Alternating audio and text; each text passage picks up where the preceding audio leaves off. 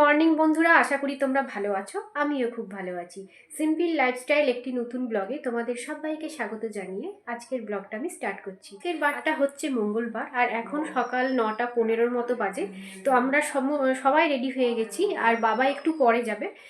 তো আমরা সবাই রেডি হয়ে গেছি আর টোটোও ফোন করা হয়ে গেছে আর আমাদের সমস্তটা রেডি আর আমরাও তো রেডি। তো চলো এরপর তোমাদেরকেও সঙ্গে নিয়ে আমাদের ডিবিসি পার্কে আমরা কীরকমভাবে ফিস্ট করি আর কত মজা হয় আর একটা ছোট্টখাট্টো মেলা হয়, সবটাই তোমাদেরকে দেখাবো। তো তোমরা সঙ্গে থাকো, দেখতে থাকো। তো বন্ধুরা, ফিস্টে যাওয়ার জন্য আমাদের সমস্ত কিছু রেডি আর এই থলির মধ্যে সমস্ত খাবারের জিনিসপত্র রয়েছে। আর এখানে মায়ের বসার জন্য টুল আর চেয়ার আছে। আর এখানে সমস্ত জল আর সকালের জল খাবারের জন্য জিনিসপত্রগুলো সব নেওয়া হয়ে গেছে। তারপর আমরা বেরিয়ে পড়লাম ফিস্ট করতে। টোটোর এক সাইডে মা আর মেয়ে বসেছে, আরেক সাইডে আমার ননদ আর আমি বসেছি। আমরা ডিবিসিতে পৌঁছে গেছি। তারপর আমি আর হাজব্যান্ড চলে গেলাম সকালের জলখাবারের জন্য চপ আর জিলিপি কিনতে। এখানে একটা দেখো বন্ধুরা, ছোটোখাটো মেলা বসেছে। তোমাদেরকে ফাঁকায় ফাঁকায় দেখিয়ে দিলাম, কারণ ভিড় হয়ে গেলে আর ভিডিও করতে পারতাম না।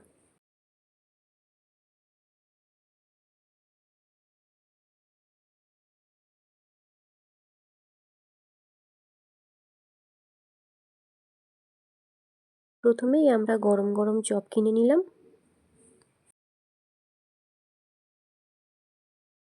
তারপর আমরা জিলিপিটাও কিনে নিলাম। তারপর আমি ঝালমুড়িটা এখানে মেখে নিচ্ছি।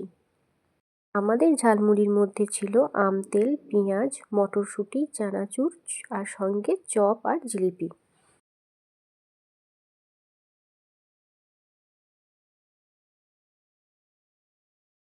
এখানে ঝালমুড়ি মাখানো কমপ্লিট।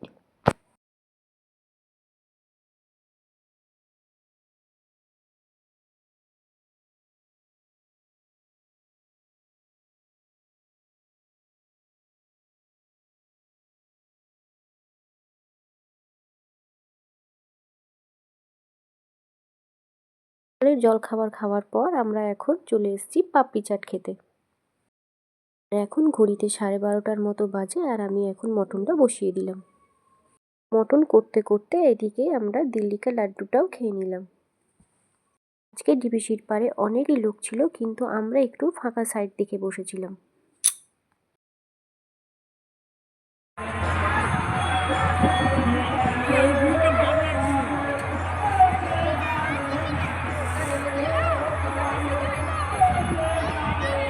মটন রান্না আমাদের কমপ্লিট। তারপর আমরা একটু ফাঁকা টাইমে গরম গরম ডিম সেদ্ধ খেয়ে নিলাম। আর এখন ঘড়িতে 2:30টার মতো বাজে আর আমরা এখন সবাই মিলে খেতে বসে পড়েছি।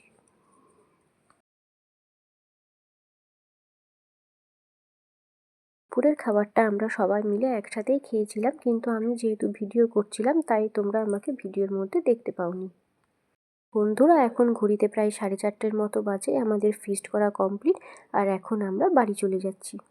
আজকের ব্লগটা আমি এখানেই শেষ করছি। কালকে আসবো আবার একটি নতুন ব্লগ নিয়ে। আমার ভিডিওটা যদি তোমাদের ভালো লেগে থাকে তাহলে অবশ্যই একটা লাইক আর কমেন্ট করে আমার পাশে থাকবে।